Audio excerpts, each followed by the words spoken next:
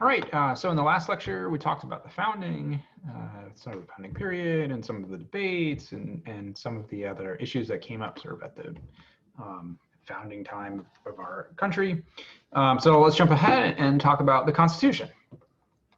Okay, so this pains me, but I'm going to skip a whole lot of history. So I usually have a whole spiel about sort of the founding, more of the founding period than we even talked about in the last lecture, and some history and things loading up. I'm just gonna skip it. So we'll say Britain largely left the colonies alone for a while, the period of salutary neglect, but then you need to pay for some wars that they had, so they put a whole bunch of taxes on the colonies. The colonists revolted with tarring and feathering. They didn't like it. This is like kind of famous painting, and there's a hobbit in it. I don't get that. Anyways, so there's your background. We're gonna skip it. Won't be on the test. It just pains me because I really like history. Oh yeah, and then we fight the Revolutionary War. We win. Great. Okay. All right. So sort of the document that was in place during the Revolutionary War was the Articles of Confederation, and this document didn't work. It was a failure. So it was a highly decentralized government where the authority to govern resided in the states. So remember, we have a republic where the authority resides in the people. Under the Articles of Confederation, the authority to govern it is with the states. So it's a state-based government. The national government had like very limited authority over the states. And it was basically difficult to make the states do anything for the government to function better. Each state had one vote. So this meant, a large state like Virginia had parity with a smaller state like Delaware. And so this might work in some ways, but it really didn't work well, both during the Revolution and then afterwards. In order to tax, you needed a basically unanimous agreement. In order to sort of force states to pay the taxes, you needed this unanimous agreement from the states. And it was very difficult to get because if you're the state that's supposed to be paying the taxes, you're gonna maybe be a no. Or if you think you're paying more than your share, you're probably gonna be a no. So there's lots of parts of the Articles that needed all the states to agree, and that could be pretty difficult. And there really wasn't like an executive or a judicial branch. So no executive to sort of, I wouldn't say enforce the laws, but execute the laws, and no judicial branch to, if there's any legal questions, they figured that would just be left up to the states. And no supremacy clause. So the state governments were supreme, and the laws from the state governments were supreme over anything coming from the national government. And so this was a key failure of the Articles, was this lack of supremacy clause. So what happened? The war was like consistently underfunded. Basically, we had to beg for loans from France and from the Netherlands. States were worried that other states wouldn't pay their share, right? So they're like, well, we would pay, but we don't think the other state's going to pay. Because there was no enforcement mechanism, right? So now on taxes, there's an enforcement mechanism. It's the federal government. You don't pay, you go to jail. And also sort of individuals were not taxed during this time. They basically said states were required to submit a certain amount of taxes to the federal government. So the states themselves were taxed, but there's no one to force them to pay. So after the war, we need to pay off debts held by the states and the central government, and that's going to be difficult. So the one state, say Virginia, doesn't want to pay off Pennsylvania's taxes. So getting one state to sort of sacrifice for another state becomes difficult. There was sort of economic problems. We had Shays' Rebellion, and actually they had to hire like a private army to shut down Shays' Rebellion. This had to do with people who owed debts were getting thrown in jail and or taking the property away, and sort of you can't pay your debts off if you're in jail. So this was problematic too. So the sort of lack of a strong central government, we had limited security against foreign invaders, like trying to raise an army. Now the founders didn't really want a standing army, but if they had to raise one, and they did relatively quickly, it would be difficult under the Articles. If there's two states are in disagreement, there really wasn't like a mechanism to decide who wins the argument. So Now the Supreme Court would decide. But under the Articles, there's no way to referee disputes between the states. And there are. I mean, there's still today. I think Georgia and Tennessee still have a battle over like where the border between the two states is supposed to be. They couldn't pass any tariffs or taxes. So lots of the taxes were based off of importing goods. The states under the Articles could sort of encroach on the federal government. So there might be something that we want the federal government to control, but the states could try to move in that area, and usually it has to do with tariffs or commerce or something like that.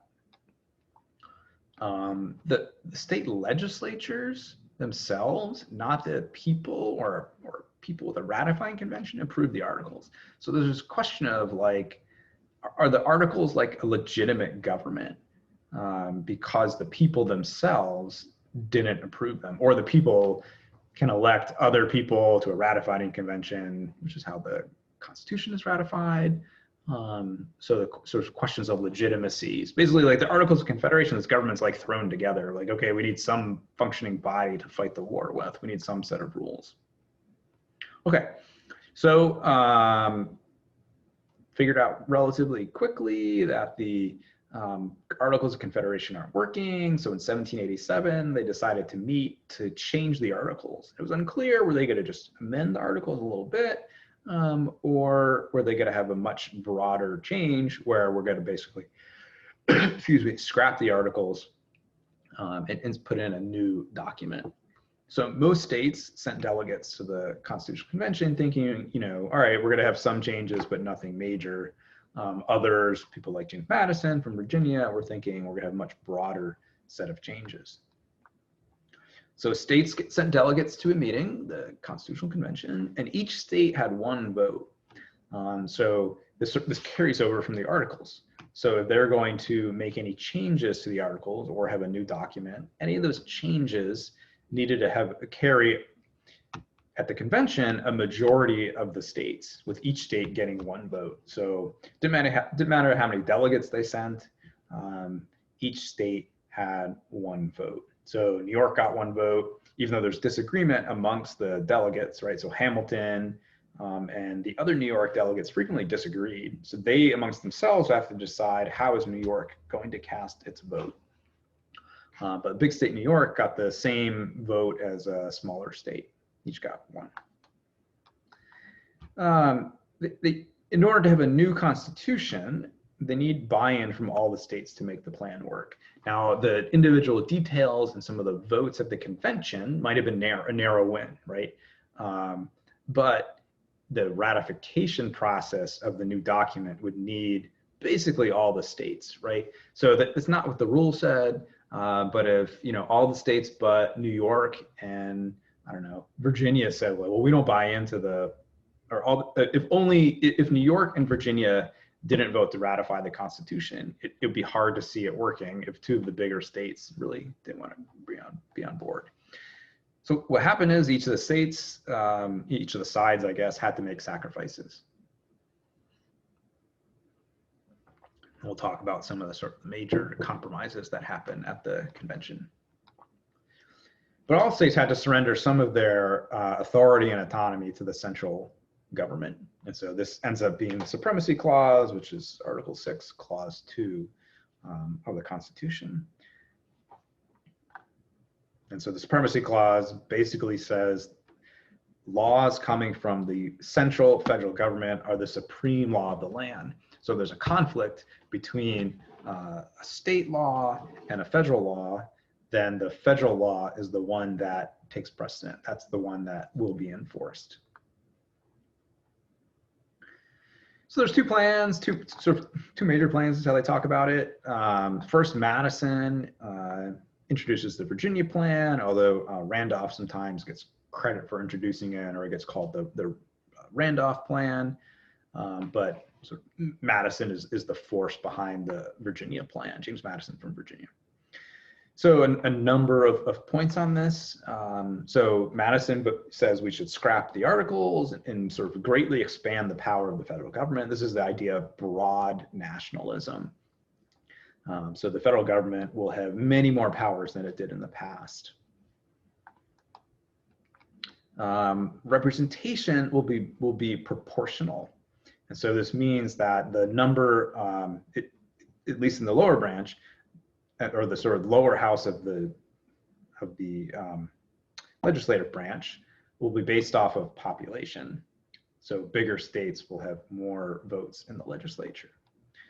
So two branches, both based on population, with the House directly elected. So the House would be directly based off of population. And then the House members pick the Senate. So this is sort of, it's based on population, but sort of in a secondary fashion, right? So a big state like Virginia will have more delegates, so they'll have more power in electing members to the upper branch. Importantly, perhaps most importantly, under the Virginia plan, there's a supremacy clause. So again, this idea that the federal government will be the supreme law of the land and states can't contradict the federal government. There's an executive who serves a single term chosen by the legislature. So one of the key parts of the Virginia plan is that the legislative branch is the most powerful, and the legislative branch will be able to control the other parts of the government. The executive, along with like a Supreme Court, can review laws, and there's a veto if they contradict federal laws. There's even a little bit, some ways of interpreting the Virginia plan is that this executive and Supreme Court can just like veto state laws willy-nilly. Like, that's not a good law, we want to veto it. But still this idea that like the federal government's supreme. There's a national judiciary, sort of like a Supreme Court, is selected by Congress. Again, the Congress, the legislative branch, is the one that gets to populate these other branches of government. There's a plan that says we can admit new states. And actually, there's some debate on this. Like, should we have the 13 original colonies, so to speak, and can new states be admitted? There's some, if you start to read into this, like there's some members of the convention that are like, well, anyone from these new states like won't be smart enough, so maybe they'll get limited representation in the government or something. But anyways, plans to admit new states, which we know sort of becomes controversial, at least the order and how states are admitted, having to do with free states and slave states. It says they'll have a Republican form of government in states. And so remember, Republican form of government is one where the authority to govern derives from the people. There's ability to amend the new document. State governments have to take an oath to support the union, right? So you might be in the state legislatures, you would have to take an oath to uphold the US Constitution along with your state. But this is the idea of this oath to make sure people are agreeing that like the federal government is supreme. And then the document would be ratified by these ratifying conventions in the state. So not the state legislatures, but they would have separate elections to elect people who would go to these ratifying conventions, and that the ratifying convention in each state, they would decide like yes or no. Okay, so that is the Virginia plan, sometimes referred to as the Randolph plan, sometimes referred to as the plan for big states. So there becomes a alternative plan called the New Jersey plan. Sometimes it says it's good for small states, I guess, but this is like the traditional alternative. So under the New Jersey plan, that's one of the big things is they would continue the Confederate Congress, right? So a lot of the Confederate Congress would continue. And then we would just sort of make some changes to the document. So the federal government have much stronger taxing abilities.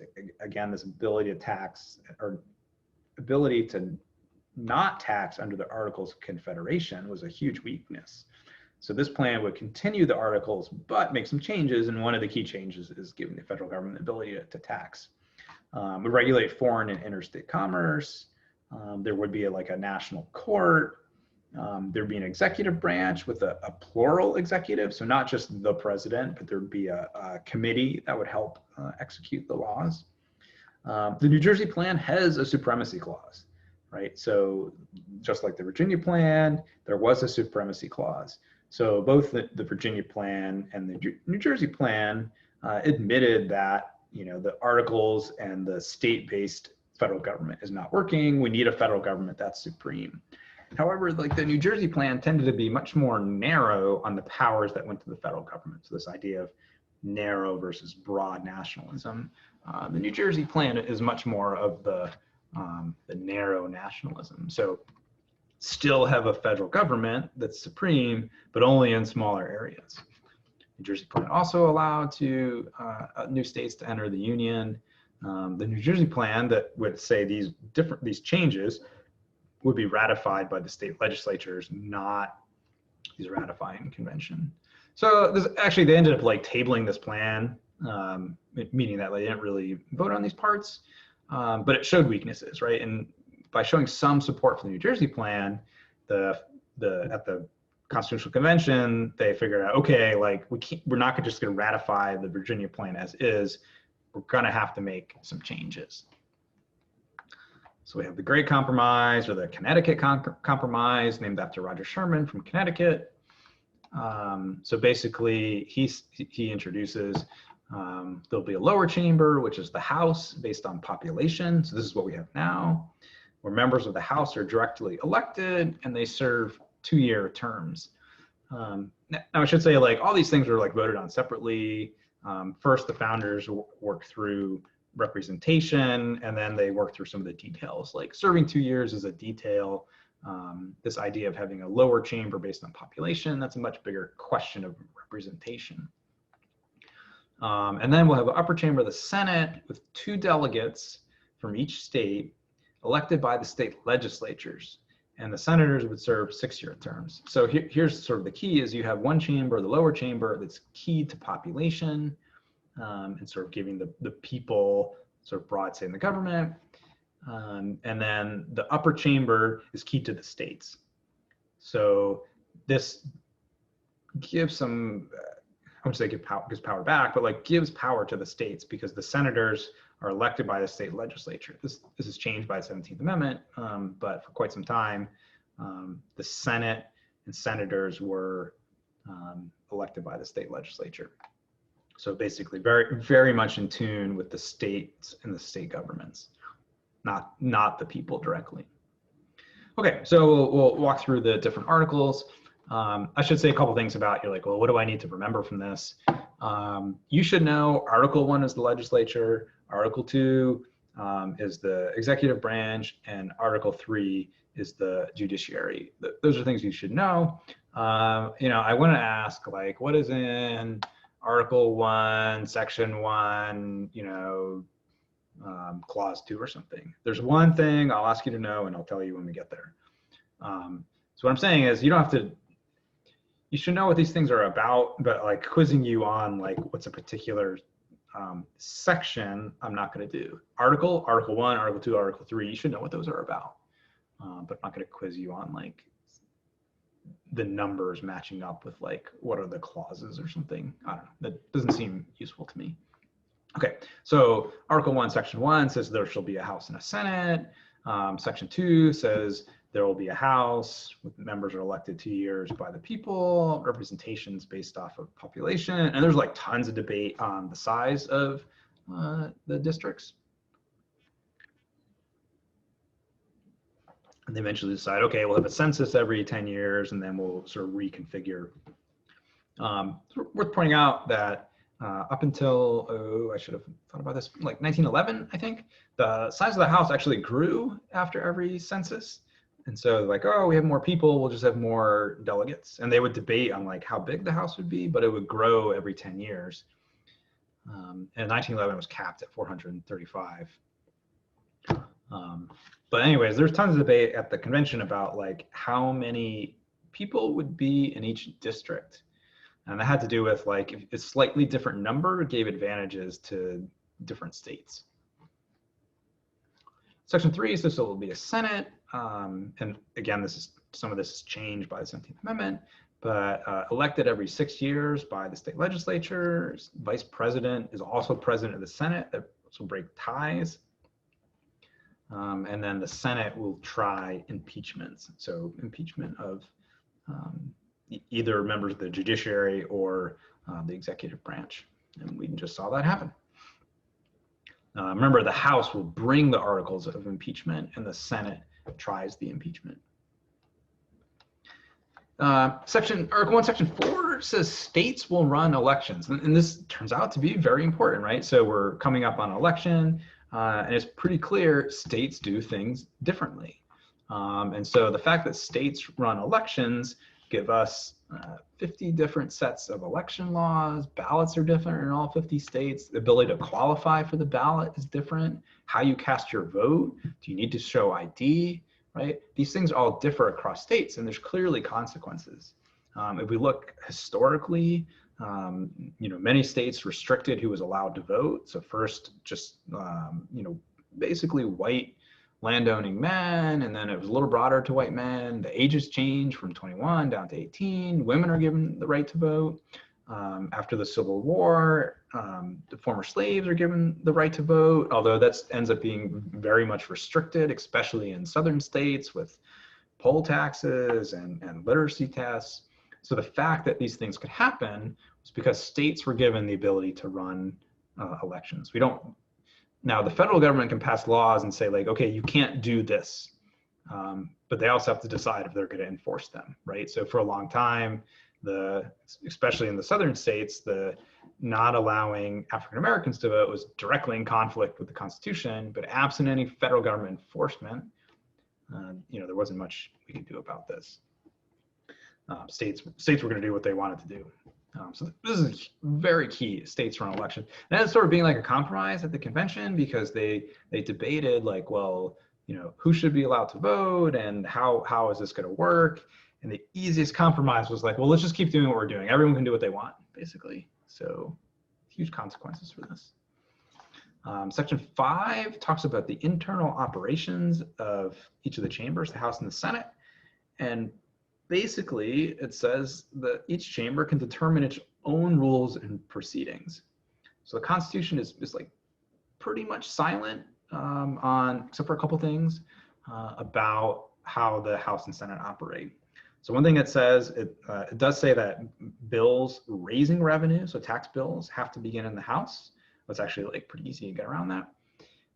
All you do if you want to get around that is if the Senate wanted to introduce a tax, they could take, for the most part, any bill that passes in the House, take out all the language that passed in the House and moves to the Senate, take out all the language, put in new language dealing with taxes, and then voila, that bill sort of started in the other chamber. Anyways, even Madison admits that was kind of silly. So that's one thing that's in the Constitution. And then the same bill has to pass both chambers, and then it talks about sort of veto overrides and those sorts of things. But for the most part, the chambers can decide their own rules and proceedings. So the filibuster is not in the Constitution. The filibuster is sort of an accident where they removed the clause that allows you to cut off debate with a majority in the Senate. They were just kind of like tidying up rules, like, oh, we don't need this one. So a little bit of an accident, but not in the Constitution. I could talk about that all day. Section 6 deals with payment for members. Basically, I think pay raises can't take effect until the next election, after the next election. Oh, here we go. Section 6. So these are the sort of the things I just talked about: raising revenue, same bills must pass House and Senate, and a veto override. So 2/3 of the House and the Senate. So I talked about those first parts. So it's very limited on the rules of the chambers and like how a bill becomes a law. This matters. One, like lots of bills don't become law because of these things. But also the Supreme Court will rarely weigh in on like questions about like, oh, is that rule in the House allowed? For the most part, in the House and the Senate, anything is allowed as long as a majority says it's okay. The other thing that I don't have here, and I forget which section it ends up in, the Constitution also says that votes for legislation have to be recorded, or at least someone can ask for them to be recorded. I'll be careful here. So if enough people say, hey, we need to have a recorded vote, then they will. So you know how your individuals met. You can pass legislation in each chamber via voice vote. It happens a lot, but that's only if no one asks for the recorded vote. Okay, Article 1, Section 8, enumerated powers. This one, I could very much ask a question. So all the other ones, So just to jump back here, I wouldn't ask a question like, what does Article 1, Section 5 say? Now I could say, what does the Constitution say about internal operations? But I'm not trying to like quiz you on like the individual section numbers, with the exception of Article 1, Section 8. So I like to ask a question, usually a short answer question, like, what are the powers listed in Article 1, Section 8? So this is the one I think is important. So this lists the powers. What can Congress do specifically? So the Constitution both says here's things Congress can do and is silent on others. So and there's way more than this list. This is just a very limited one, but the enumerated powers says Congress can collect taxes, borrow money, so it can go into debt, regulate commerce, coin money, have post offices, declare war, rule over Washington, D.C. There's things about science. There's a long list here. I'm just going to give a couple of highlights. And then Article 1, Section 8 also says Congress can make all laws necessary and proper for carrying into execution the power vested by the Constitution. So this is the necessary and proper clause, sometimes called the elastic clause. So it's this clause that gives Congress its vast lawmaking ability and can pass laws over almost anything, unless it's sort of explicitly prohibited in the Constitution. It goes on, talks about slave trade. So the end of the slave trade shall not be before 1808. Talks about you can't sort of just habeas corpus and ex post facto laws. You can't just lock people up for no reason. You have to like have a reason for it. And you can't lock people up or convict them of a crime if it wasn't illegal when they did it. My favorite example of ex post facto laws is Napster, which I don't know if any of you even like remember Napster, but when I was in college, you could download basically anyone's music, and artists were like, that's not fair. And we're like, but it's not illegal. And then they eventually changed the law. So you have to like pay for music according to the law. Section 10 says some things states cannot do. States themselves can't enter into treaties with other states. It's sort of with the exclusion of the federal government. They have like interstate compacts sometime. States can't coin money. So you can't have like Oklahoma dollars, right? Each state can't have their own money. And states can't impose tariffs, and especially impose tariffs on each other. So Oklahoma can't say like, all right, if you're gonna bring, I don't know, something in from Texas, you have to pay a special tax. And so what tariffs do is they essentially change the price of goods. So imagine the same good was made in Oklahoma that was made in Texas. If there was a tariff on the Texas good, it would cost more. So what would you do? You'd buy the Oklahoma one. So we sometimes impose tariffs on goods coming into the US, and this benefits US manufacturers of the same good. So the foreign good costs more than the US good, so you buy the US one. This does, however, make things more expensive. So Obama, what did he do? Obama put like a big tariff on tires coming in from China to save like a couple tire factories in Ohio or something. And it caused everyone to like pay more for tires. I think it was Trump, maybe it was Obama, I don't know, did the same thing on washing machines. And so everyone has to pay more for like washing machines now to save some washing machine company. Okay, so that was the legislative branch, the executive. Some of the key questions at the convention were how would the executive be elected or selected? And there was lots of options. Alexander Hamilton thought like, well, we should pick an executive for life, thinking this would be George Washington. Hamilton was also pretty young. He's like, oh, Washington can't live forever. Maybe I'll be next. So that's one option, executive for life. And the other was like, way at the other end, we're like, well, maybe have an executive serve for 2 years. So at the time, state governors had like extremely limited powers and maybe served 2 years, and that was it.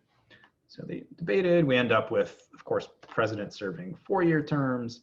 And at the time, at the when the Constitution was ratified, they could serve as many terms as they wanted, just these 4-year terms. So every 4 years, you'd have to stand for re-election. We end up with the Electoral College. So how would you actually elect the executive?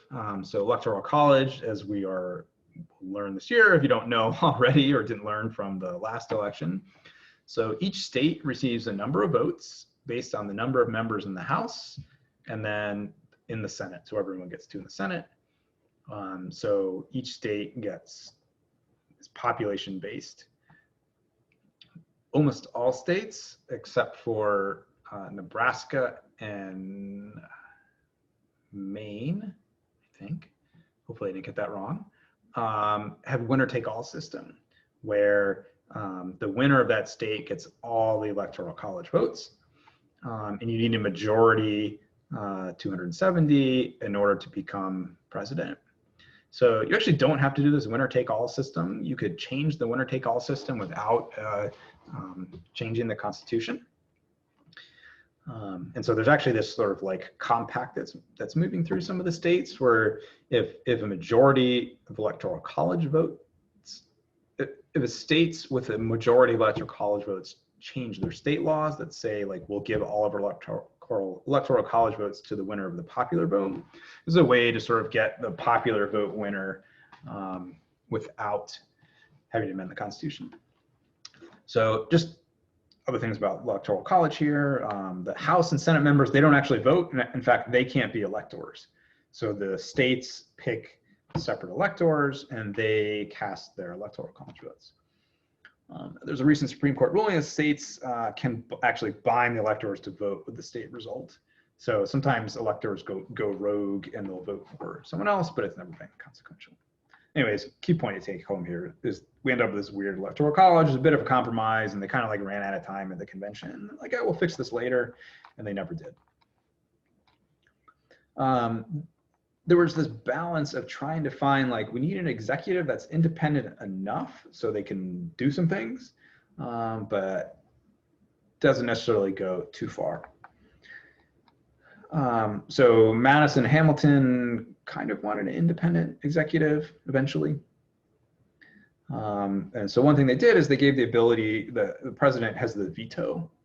So, you know, one person, the president, can veto legislation. This can be overridden with a 2/3 vote of each of the chambers.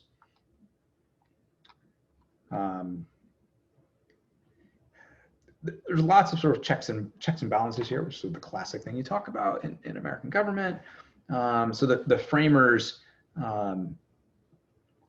they check the executive powers by mostly through Senate confirmation. So the executive nominates people to lots of positions, and the Senate can confirm them. So that's a way to sort of check the executive branch. We'll talk about, we have individual lectures on Congress and the executive. So we'll get into these a little bit more later on in the semester. So real quick, what does the Constitution say about the executive? Article 2, the executive, Section 1, there'll be 4-year terms. It explains the Electoral College. Section 2 lists some powers. The president's commander-in-chief. Now the Congress declares war, but the president controls the military. So you get into these questions of like, can the president sort of commit troops somewhere and it's not a war? Do they need congressional authority? Now Congress also funds the military, but the president generally gets this first mover advantage in military. The president has the ability to grant pardons. Will President Trump pardon the Tiger King? I don't know.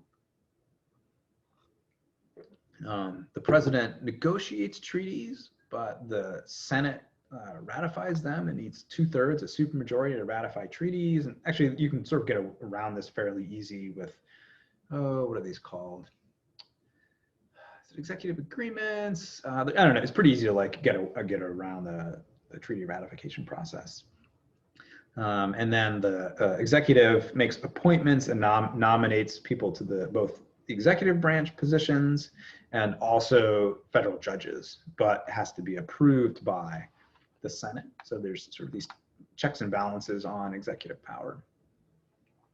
Section 3 says the president shall give a State of the Union address, or from time to time, the president shall inform the Congress on the state of the union. I think that's something, language something like that. It doesn't have to be a speech. That's what I'm getting at.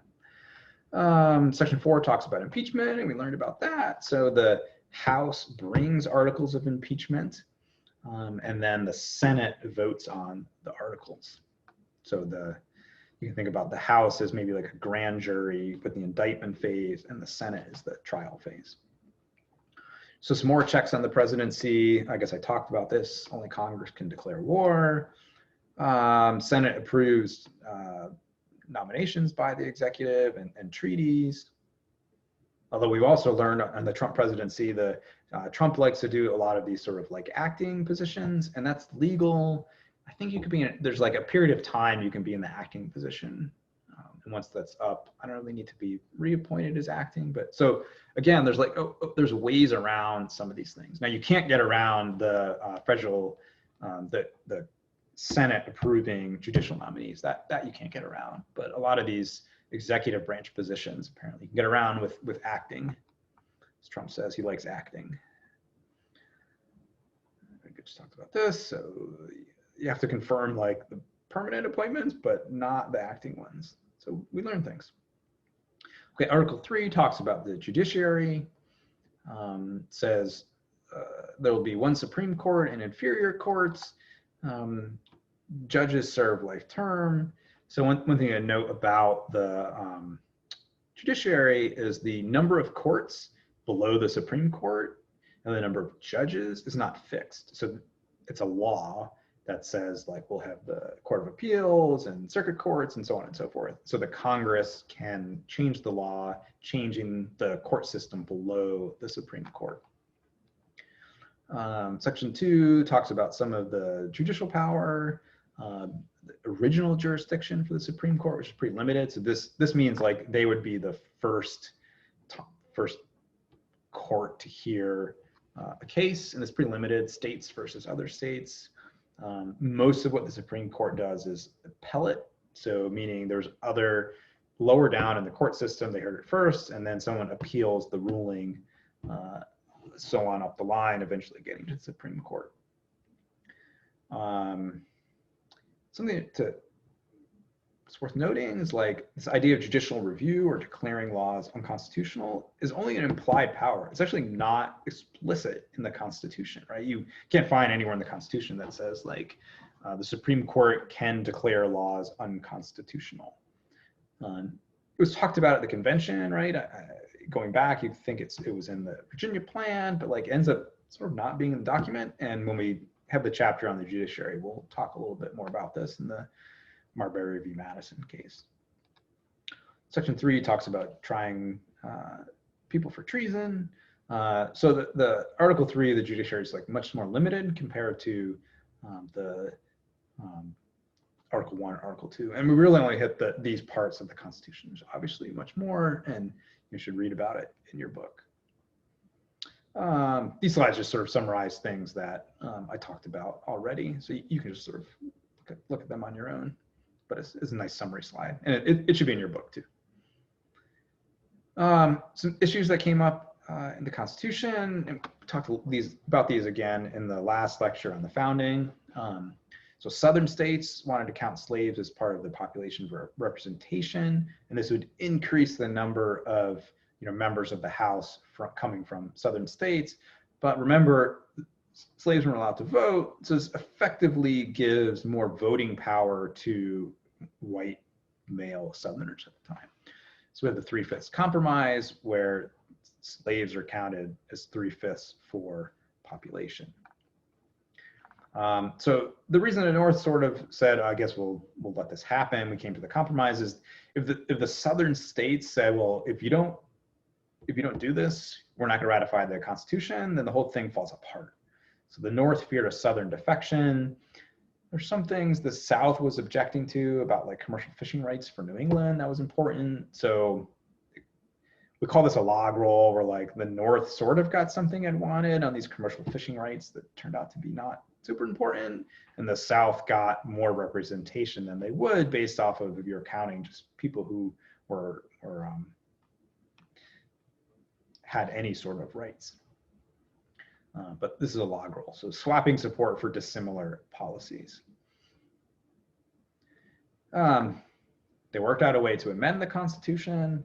So it's important to keep in mind that for amending the Constitution, this also makes like a really good short answer question. There's two stages. There's the proposal stage and the ratification stage. The proposal stage can happen either by 2/3 of the vote of both houses of Congress or a constitutional convention which is called by Congress petition of 2/3 of the 50 states. And this actually, this bottom box on the proposal stage has never been used. So all the amendments to the Constitution have been voted on by or approved by 2/3 of both houses of Congress. So there's the amendment stage, the proposal stage, and then the ratification stage. So remember your fractions.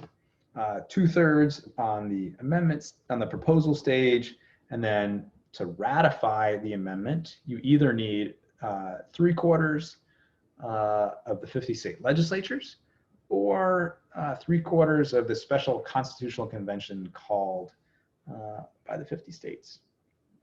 So you might only need a majority of the people voting in the ratifying the Constitutional Convention or the legislatures, but you need 3/4, 3/4 of the states to ratify any amendments. And so the normal process is it goes from the Congress proposes an amendment, 2/3 pass, and then 3/4 of the state legislatures need to approve. So just sort of a couple summary slides here. What does the Constitution do? It sets the rules of engagement. So there's lots of broad things, lots of details that are not covered, but big picture sets the rules of engagement. We'll have two chambers, there'll be a president, there's a judiciary. Sort of our system of representation empowers smaller states over larger states. So basically what it does is it gives the smaller states the ability to have a veto. Now I guess the larger states can veto too, but if we think of sort of one person, one vote, which we think of as being fundamental to our democracy, it's not there, right? So, you know, Montana, very small state, gets 2 senators. California, huge state, also gets 2 senators.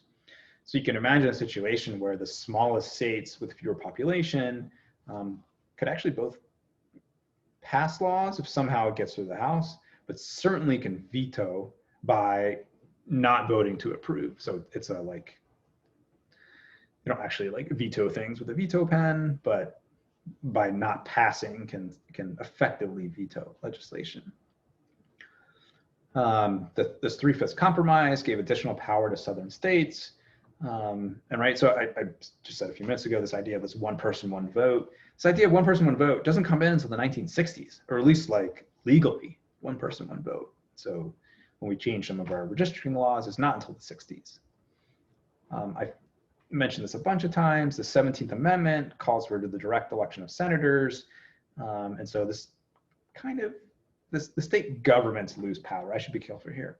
States themselves still have power, but the state governments lose power when senators become directly elected. So the power sort of devolves back to the people in the states and takes the state government out of that. Constitution gives like very few rules, guidelines for legislative rules. So that's why the House and Senate have all these strange rules and filibuster and, you know, all sorts of things. It's because the Constitution's silent on it. And so over the years, these rules have changed. In the Constitution, at least limited guidelines for elections. Federal laws have been passed, but the Constitution itself has pretty limited guidelines for elections, other than sort of broad, like how often we will have 2 years, 4 years, 6 years. The Constitution actually originally there was no election day originally. This comes later in amendments to the Constitution, but like states would have elections on different days and it'd be perfectly fine. And in reality, like we sort of have elections on different days now. We have an end date, right, of election day. So the first Tuesday following the first Monday in November is the end date for elections. But you know, we have early voting, and I think I'm recording this, it's early September. North Carolina has already started voting in the presidential election, so just very limited guidelines. So Constitution sets the rules, but there's lots of ambiguity, and it's either up to the Congress or sometimes the president, sometimes the Supreme Court to decide like what are the details and what's allowed and what's not allowed. One way to think about, and we'll come back to this in the lectures on the three branches of government, but there's separate institutions that share power, and we'll fill in some of these details later. There's a big picture way to think about the Congress and the executive and the legislative branch are separate but share power. Today, I think the executive branch appears to be the most powerful, or at least uses its powers most effectively. That's probably a better way to talk about that. The Senate, the Congress still has powers, but like just won't use them. Seem to be more concerned about elections than legislating.